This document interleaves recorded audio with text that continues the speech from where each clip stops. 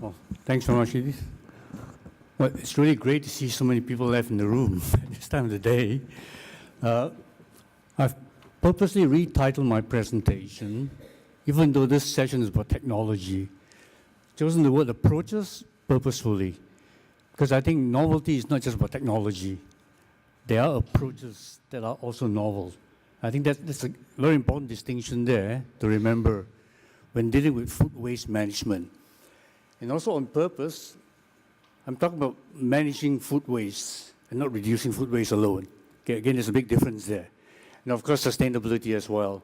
Okay, inevitably, one can't talk about food waste without the proper context. And I'll explain later what I mean by that particular context. I'm supposed to disclose that I'm overworked by these organizations, but there's no conflict of interest at all between what I'm going to say and the examples I'm going to be using in my affiliations. Okay. I'm supposed to be retired, but that's not the case. Okay. So what I'll do is, now that I have a bit of extra time, I'm going to talk a bit about the context, the raison d'etre, basically, for food waste management. Why talk about it? What really is so important about it? Yeah? And then share a little bit about some of the novel approaches to managing food waste. And I've broadly categorized those into mindset changes and real technologies themselves. Okay? So that's roughly what I'm going to cover. Okay, so the raison d'etre, for managing food waste. I will put to you, and we've heard quite a bit about, these aspects in the past few sessions, last 2 days. Food security is a major driver. Yeah, I think we heard lots of figures, given to us this morning by different speakers. And of course, sustainability is the other one. And again, I will put to you that food security is definitely an integral part of sustainability. Yeah, without the stability aspect of food security, it's tough to think about sustainability. Then thirdly, the cultural aspect, which I think Gail mentioned a little bit as well, the right thing to do. Okay? And that comes in two aspects. One is kind of the morality, ethics part, and the other really is the financial part, the financial driver, as to why it's the right thing to do. I hope to give you examples, especially examples from Asia, which is really quite exciting in terms of managing food waste at the moment. A lot of stuff happening there. So food security, I think pretty obvious, that you can't talk about food security and ensuring food security unless you maintain a proper balance between having food available and food that's lost or wasted. Okay? I won't bother about defining food security. I think most of us know what it is. There's multidimensional, complex, and so on, really. But the fact is that losses do occur. We know they do occur. I still recall when I first came to the US as an overworked, underpaid assistant professor in the University of Minnesota, my first conference was on loss assessment in 1980. And those were days when folks were just starting to think a bit about loss assessment. Yeah? But things have come a long way since then. So losses do occur at all stages of the supply chain, or today we call them food systems, basically. Yeah? So food systems are made up of supply chains. Estimates by FAO, and FAO incidentally had a big program in the 1970s, a global program on loss assessment, which kind of petered out over the years, but has been replaced since then a few years ago. And the estimates vary, 30 to 50%, and those are very general figures. In some systems that I've studied, the losses could be 100%. Totally, basically. You lose everything that you produce. You really don't recover anything at all. Now, what is also interesting is that from the consumer perspective, and I won't touch households, surveys have shown that most consumers do not link food waste to sustainability, which is interesting. Okay? To them, sustainability means something else. Yeah? And in Singapore in particular, it's a fascinating point because we're starting to develop a pretty sophisticated middle class in Singapore, and most of them are demanding sustainably produced food without really understanding what it means. Okay? So this has put F&B, operators, really at a loss of what to do. I get lots of questions asked, where can I source sustainably produced rice? And I tell them there's no such thing at the moment. Nobody's producing sustainably produced rice, basically. When there are other categories, labels that you can use, like rice produced under GAP and so on, but not sustainably produced rice. Anyway, to increase the level of circularity, and this came up this morning. I won't use the term circular economy because I really don't think it means very much in practice. Yeah, circularity, in fact, is a very important concept. You really can't consider circularity and sustainability without looking at food waste. And I'll share an example of how it's actually put into practice in what I would call micro circularity systems, not the circular economy that we all think about in a big way. So that's kind of an introductory comment there. Now, the supply chain is something that I think all of us really like to show. The fact that, especially in Asia Pacific, almost every country in Asia Pacific depends on long supply chains to assure food security. Okay? And what is most interesting is that, somebody talked about animal protein this morning. 70% of the world's soybeans go to Asia to produce the animal protein that we eat. Okay? In fact, at meetings I've been to, we like to say that we're actually really thankful that the Western Hemisphere has so much water, because we're importing tons and tons of virtual water into Asia to the soybeans. Otherwise, we couldn't afford to eat the chicken, the fish, and the hogs that we want to eat. Yeah? So that's really interesting. Supply chains are important, and the fact is that losses and waste occur all throughout the supply chain. So what I want to really illustrate with this particular supply chain diagram is that it's not just a one-way traffic. There's a feedback mechanism operating. Consumers on this end, they're aware consumers, in fact, are now feeding back and demanding that all the practices along the supply chain be changed, okay, as part of their concept of sustainability. Okay? And we'll have a chance to talk a bit more about that. Yeah? Now, this seminal paper from FAO that came out in 2011, and it's a paper that we use a lot, certainly in my circles anyway, to show the differences between developed countries and developing economies, especially with respect to production, to retailing losses, and then the losses that occur at the consumer level. Okay? The bottom line really is that developed countries tend to have low loss and high waste. Okay? And Singapore is an interesting example of that.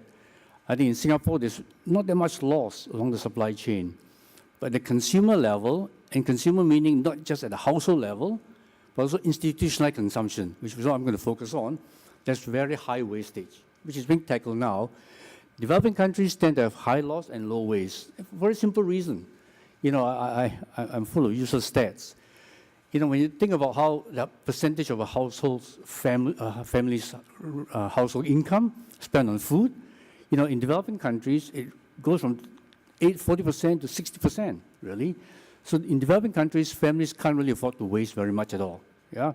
Whereas in developing economies like Singapore, for example, the average Singapore household spends about 8% of household income on food. Yeah? So they can very well afford to waste, and they very well afford to higher prices too for food. Yeah? So that's some of the kind of background drivers that influence our thinking here. And this is just some figures here, in regards to Singapore. The average, per capita loss is 155 kilograms, although that changes from year to year, obviously. Okay. So if we step back a little bit and ask ourselves, what are the main drivers and sources of food waste that can be linked to consumption, to consumers? Okay? And in fact, Gail has mentioned some of these, and even earlier speakers. The quality standard for appearance. Things are rejected, yeah, at the manufacturing end, because we perceive that they don't meet certain requirements that consumers want, whether it's a size issue or non-size issue. I see this particularly in the case of fish. Okay? Wild-caught fish versus farm fish. Wild-caught fish inevitably very variable in size, different size and weights, whereas farm fish tend to be harvested at the same time. Okay? And it's actually very interesting in terms of what consumers would choose with respect to size to suit their cultural habits. Yeah? Then if you look at the wholesale retail level, aesthetic standards, obviously. Yeah. Again, with quite high laws, actually, certainly in Singapore and some of the neighboring countries in Southeast Asia, because consumers don't want those blemished fruits and so on. Yeah. But that also, would suggest that technology has a big role to play in ensuring non-blemishment. And I'll point out one of those disruptive technologies later on. Yeah.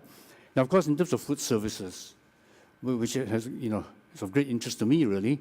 Again, this was mentioned, I think, by Gail at the household level, portion sizes. Okay?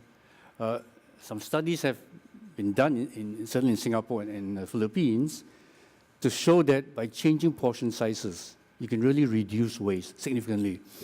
And a story I usually like to tell is that coming back to the States, occasionally, I'm always shocked by the portion size. I mean, it's not something for me. I probably eat half. Yeah? So I'm a big contributor to food waste here when I'm here in Tampa. Like last night, our group went out for dinner next door, and I ordered a fish. And the whole fish came. I mean, that's enough for a family, basically. So what do? You know, you can't send it back because you're going to pay for it. But I thank Bunyi for paying for that fish. Thank you, Bunyi. So that's one. Then consumer attitudes towards leftovers, both at home and in restaurants, and of course, refused food as well. Again, I think, you know, in the middle class amongst the developing countries, there's growing a culture now of being more assertive in terms of refusing food. It doesn't meet the expectations of what they're paying for. That is a major cause of waste. Telling a story, I convened a food loss and waste expert group meeting several years ago, and we had a delightful group of students from Hong Kong who went underground for their project to try and see how much waste, food waste, was the result of refused food. Okay? And it was shocking. In some Chinese restaurants, they found as high as 60% of refused food. Yeah? It was kind of amazing, you know, when you think about it. Yeah? So anyway, I think Fergus mentioned sustainability just now. Yeah? Now, at this meeting so far, I haven't heard much talk about the Sustainable Development Goals. And SDG 12.3 aims to cut global food waste in half at the retail and consumer levels by 2030.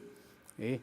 And again, what is interesting is that as far as the SDGs are concerned, it strikes me that the developing countries of the world are paying a lot more attention to the SDGs than the developed economies, with the exception of the Nordic countries, which are really gung-ho on the SDGs. Yeah?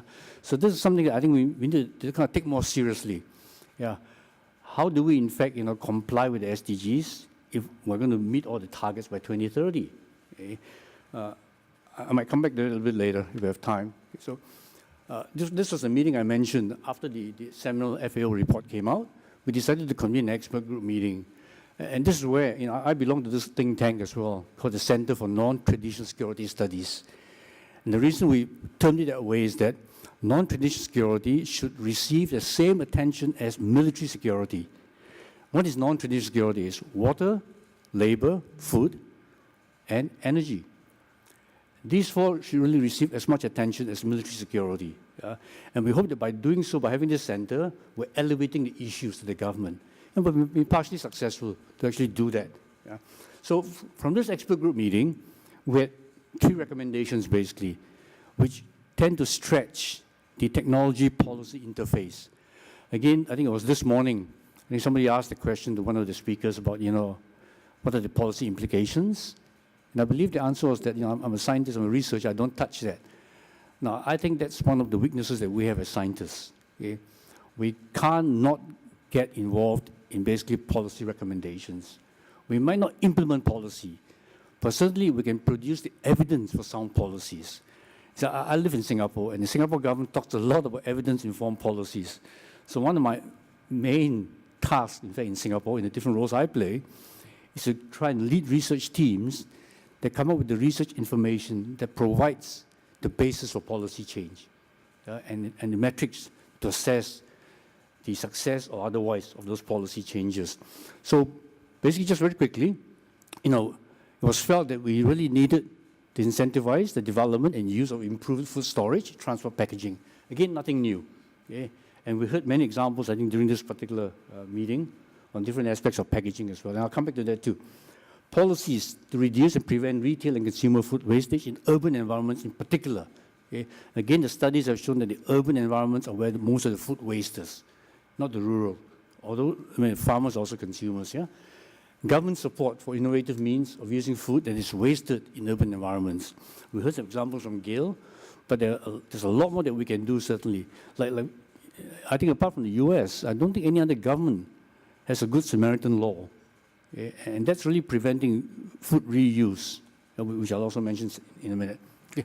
Now, in the context of SDG, and the climate talks are going at the moment, you know, there's a great opportunity for us to link food waste to basically climate change, yeah, and then sustainability. I mean, these are some really shocking figures that came out from this report last year. You know, apart from the fact that, you know, a third of the food, blah, blah, blah, you know, 1.6 million tons is lost or wasted. The cost is interesting. The cost to the environment, greenhouse gases and so on, they're humongous really. And here's just some figures here, figures behind it, yeah? So that linkage itself is very important to convince changes in policies that lead to changes in funding to support this kind of work. Sustainability is the other term. I remember having been part of a movement that started the International Alliance for Sustainable Agriculture in the 1970s, late 70s. And in those days, you couldn't talk about sustainability. Because if you did, you were a tree hugger, basically. Nobody listened to you. Okay? It wasn't legitimate at all. Now, today, it's all different. Today, sustainability has become mainstreamed, basically, But ultimately, though, our concern about food waste in the context of sustainability is that you want to be able to leave something for the next generation. I think that's very important. Renewability is very key part of the sustainability concept. And too often we like Gail, I'm also guilty of the triple, kind of bottom line, economic, environmental, ecological, and so on, I wrote an article recently about beyond the triple bottom line that talked about greenwashing. We're seeing a lot of greenwashing occurring now by companies. They say that we're being very sustainable, and yet if you examine critically, they are not. And especially in the area of food waste. Very few companies, in fact, can prove that they have a metric that has shown reduction in food waste or improvement in food waste management as a part of their sustainability compliance. Okay? What is interesting in countries like Singapore, our stock exchange, in fact, requires that every registered company, for the annual report, must report on sustainability and certain metrics. And that's a good way to judge companies by. Okay, back to the real part of my talk, which is novel approaches. I have listed 6 of these that I feel are novel, but I always kind of need to qualify the use of the term novel. Because all of us as scientists and researchers, what we hope today is novel, that by the time we retire or die should be mainstreamed to see the impact of our work. Okay? So whatever was novel several years ago, hopefully has been mainstream today. Yeah? And certainly, what we talk about as novel today, in a few years' time, should become a mainstream activity itself. Otherwise, we really haven't succeeded. Okay? So let me just go through each of these, changing mindsets and attitudes. There are a lot of efforts, and I'm just using Singapore as an example, because I know directly the folks involved, building awareness, education awareness in the schools, starting young. We always say that, habits of mind are developed when you're very young. Okay? Again, telling a story.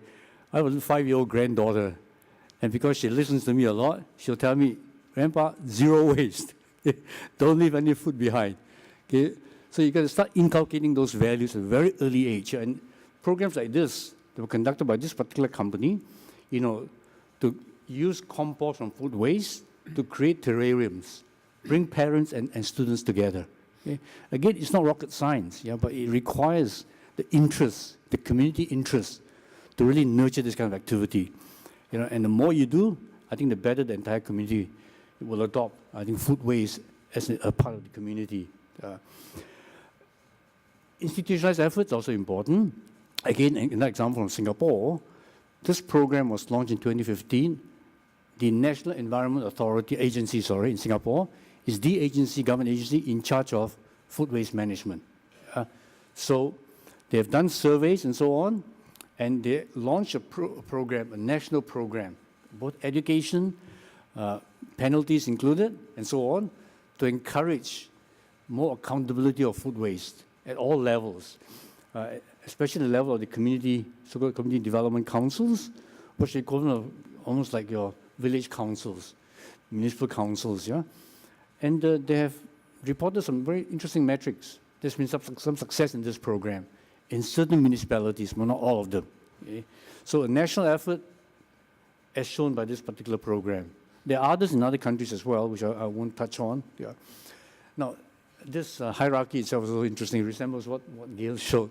The same agency for Singapore basically publicized this waste management hierarchy and saying that the most preferred implementation tactic is to try and prevent and reduce food wastage at source. Okay? This was aimed primarily at institutionalized consumers and also at households, reducing it at source. In other words, don't buy too much, don't throw away too much, and so on. Moving all the way down to recovery itself, which really are the usual divisions in terms of food waste management. So let's spend a few minutes on prevention technology, because there is some interesting stuff happening. This thing about, how much can you prevent at source? Now, somebody once asked me the question, how do you know you've got a problem if you don't define the problem? Okay? If you don't know how much you're wasting, what prompts you to do something about it? Okay? I think wastage could be a part and parcel of your everyday practice. So what is interesting to me is that there are programs now out there, and the window system is just one example. I'm familiar with that because I've seen it at work in several institutionalized consumers in Singapore. Okay? And the packaging, of course, the Internet of Things that we've heard quite a few times, the session. What the window system does is to help define the size of the problem. This is just illustrative of a particular kind of program. It's not the only one available in the market, but it's one that's been very aggressive in developing countries and also in Asia as a whole. Yeah? Helping, big hotels, big companies really quantify how much they are wasting with respect to how much they need to produce, to make. Okay? So they look at plate waste, overproduction, preparation, spoilage, and so on. Ultimately, what it does is it allows you to track in the kitchens, the big institution kitchens, and categorize the waste, okay? And you get instant feedback and summaries. Okay? It actually tells you how much you're saving. Okay? In one of the companies I interviewed, they estimated a 30% savings in the cost of their purchasing of food, which actually, argues for spending money on this kind of system itself. Now, speaking to the person in charge, they said it's actually quite tedious to implement in the beginning. But after some practices, it becomes quite routine, in fact. The chef, the chef's helpers and so on, as a matter of fact, just do it. Yeah, they kind of press buttons and so on. So this is quantifying how much you're wasting, how you're wasting it, as a way to prevent waste in the institutionalized kitchens. Packaging is the other interesting way. I've heard quite a bit about packaging. I think this morning we heard about nanotechnology, for example, and so on. But I was particularly enamored by this slippery packaging that the Virginia Tech folks have developed. I think most of us probably have the frustration of trying to, get the last few drops of tomato ketchup out of the packet and so on. So this slippery packaging, I think, over a macro level, to me has potential, to actually reduce what is left behind and unusable itself. Yeah? So that's interesting technology that I think is, lends itself to being watched as something for the future. We heard IoT, we heard about the smart shoe and so on, smart eyeglasses for diets. But with respect to food waste and food waste during transit, the same IoT concept can be applied with sensors that really can tell you, whether your carriages, your lorries, your trucks, and so on, are they being held up anywhere? Are the fruits changing temperature? If so, can they be redirected to somewhere nearby? So basically, IoT is just a set of technologies, what we today call disruptive technologies, sensors, drones, analytics, and so on, all put together. Yeah? But the interesting development in this area is in the area of intelligent drones, which both sense and implement at the same time. Okay, we're starting to see this being developed now to prevent institutionalized loss, especially in regards to food storage in big warehouses. So to me, that's interesting. I think this was developed over in Switzerland, but it's a startup in California that's trying to do this as well now. So that's packaging, IoT. Now, one of the most disruptive technologies, innovations, that I think has been totally misunderstood and not used at all, is the delay ripening or delayed senescence gene. It's GM, fortunately. I don't know how many of you remember the Flavor Saver tomato when it was first released, yeah? That was one of the most useful technologies that was shelved, unfortunately, okay, due to public misunderstanding. And I think a really misleading effort on the part of the antis to biotechnology. What it's done is that it's really put a big burden on those in developing countries that don't have cold chain management to ship fresh produce. There are millions of tons of fresh foods being lost every year in the tropics, vegetables as well, yeah? if indeed, you could have delayed senescence trait as a trait built into the fresh veggies and fruits, you'll be saving anywhere up to 30%, 40% of fresh fruits very easily. Okay? Strong evidence for this as one travels around the developing world. So that's one disruptive technology I think is here at the moment, it's proven, but yet it's not used. Now the other is one more interesting. I know somebody else showed this morning the vertical farming, the condos. Now vertical farming does not have to be in tall condos. We're actually looking at the concept right now. Okay?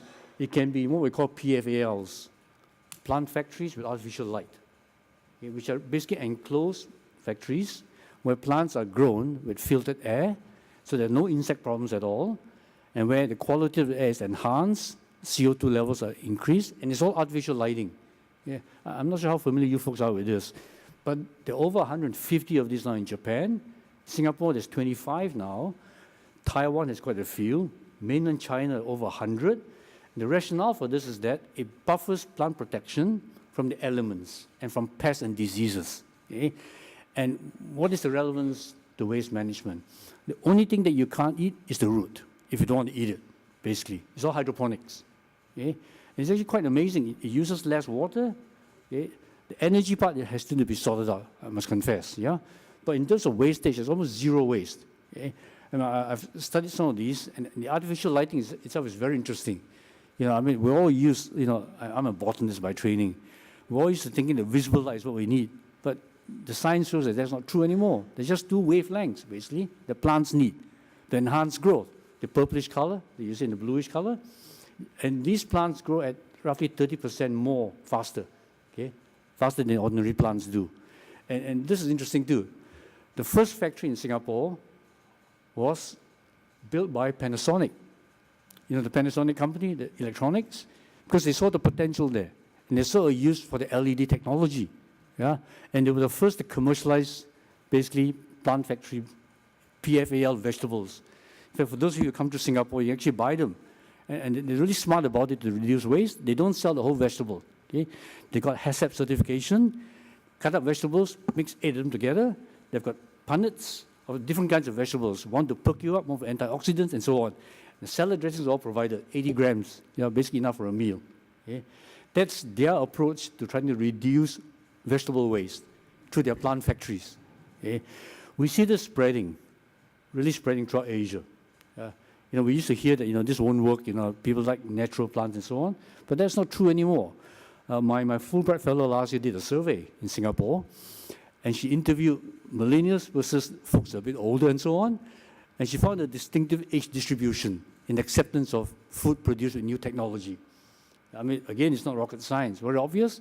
Millennials are more accepting of food from new technologies. In fact, they're even strong advocates for that. Okay, I've got to move on. Reuse is the other big category. Prevention, reuse. Reuse, is probably, I think, the least utilized of the different approaches because of the hazards associated with reuse, especially in the tropics and developing countries with no cold chain management. Yeah? I've selected this one example of this big integrated resort, Marina Bay Sands, which belongs to Las Vegas Sands. It's one example of a company. They have 20,000 employees, basically, and quite a few people go through the complex every day. Their reuse program involves donating food, which are collected every day, and certified by their own chefs that it's still good to eat. Okay? And they organize collection wagons from volunteers who come and distribute all those food to the food banks and to a voluntary organization called Food from the Heart. Okay? About roughly 8 tons of food, roughly, I think, 2018, I think, And all this is part of their sustainability statement for the company. And just, again, linking food waste to sustainability, which I was actually, very appreciative of, that they recognize that sustainability is not just about saving water, energy, and so on, that food waste is an integral part of that, and something you can do very positively about. Yeah? So moving on, in a neighboring country, Malaysia, the same thing. Okay? They're trying to prevent, they call it food wastage, but basically reuse of food through food banks that they send all over the country with volunteers. Okay? So this just came out a few weeks ago in the papers over there. Okay? Now, the next category is recycling. I think that's the one that most hits us when we talk about food waste management. Usually we think about recycling. Okay? There's a lot of recycling research, a lot of recycling applications in Asia at the moment, a lot of it. Again, started with the first example, the same resort in Singapore. By the way, how many of you have seen this resort? Those are not from Singapore. Yeah, it's actually quite impressive. They go through tons and tons of food every day. You know, they have a program now where they've got 5 anaerobic digesters. And I can't remember the figure they quoted me every day. But over the whole year, they've got about roughly 600,000 kilos of food waste that they put into digesters.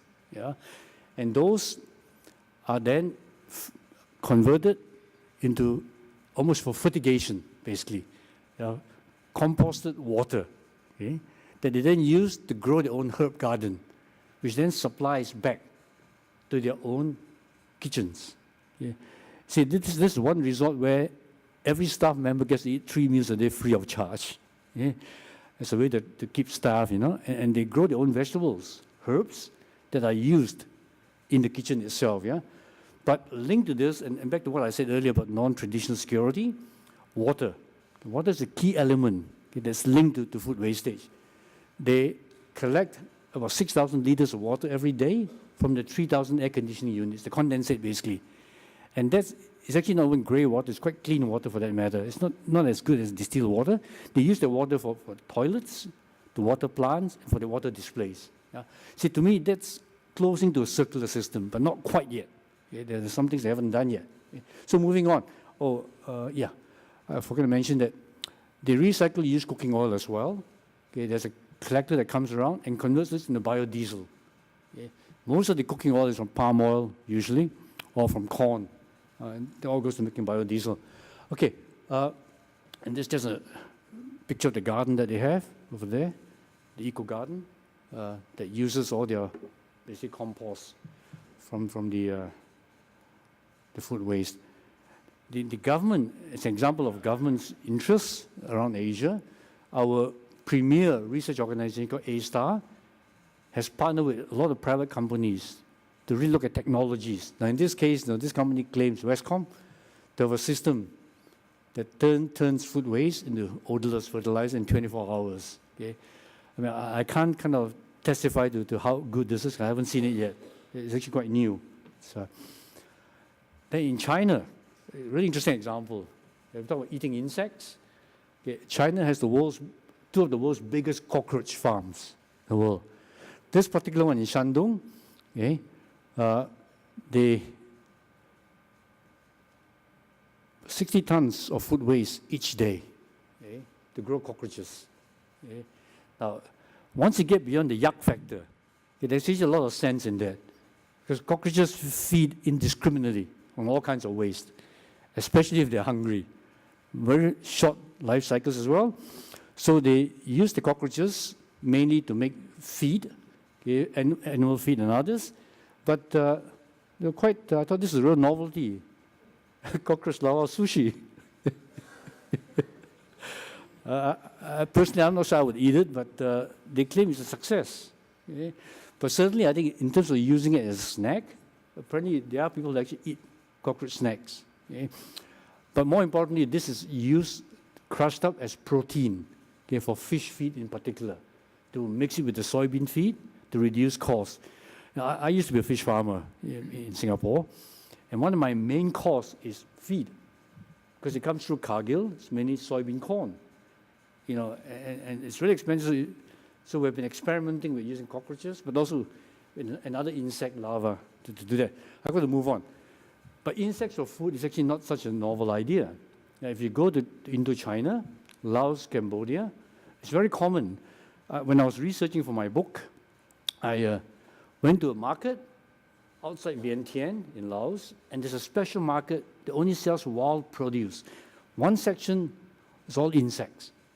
And when you approach the section, the aroma is actually amazing. Okay? It's actually quite attractive aroma. And they serve cold beer together with the snacks. So those of you who will ever travel to Vientiane, find out where this market is actually fascinating. I'm running out of time. Okay, finish off. Now, another good example of recycle is another cockroach factory which produces medicinal purpose cockroaches, okay, for traditional Chinese medicine. And a new superfood is cockroach milk. Google it, okay? It's real, cockroach milk. It's not the white milk they used to, it's a crystalline protein that's exuded, and it's touted to be one of the big new superfoods nowadays, yeah? For those who want to pay for it. Recovery, I won't say much about it. But let me just finish off by the circularity, okay? There are a lot of initiatives around Asia now on a micro-circularity level. Okay, this is just one example. This Citizens Farm in Singapore, where basically they collect compost from the community, okay, food waste, compost it, and then produce the black soldier fly, okay, instead of cockroaches. This is actually more acceptable to many people, and they put it in an enclosed, basically, screen house.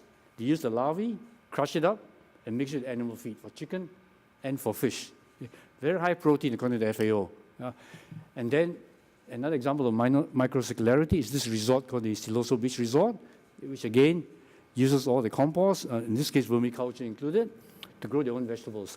So I'm going to finish off full circle here and just mention that some of the take-home points really are, that novel approaches and technologies are being developed and trialed in many countries, but they have to make financial sense to become mainstream. I mean, that's again not rocket science, yeah? But modern technology mindset changes are really key to the public accepting innovations. And this applies to any technology, especially technology to deal with food waste. And thirdly, education and communication. Again, other speakers have stressed this, which is why we wrote this book to really explain some of the food issues, including eating insects and food waste, yeah? So I think a lot of scientists need to write more books, and instead of peer-reviewed papers that can be used to communicate to the broader community. Okay? I would urge you to get a copy of the book, make my publisher happy. Thank you.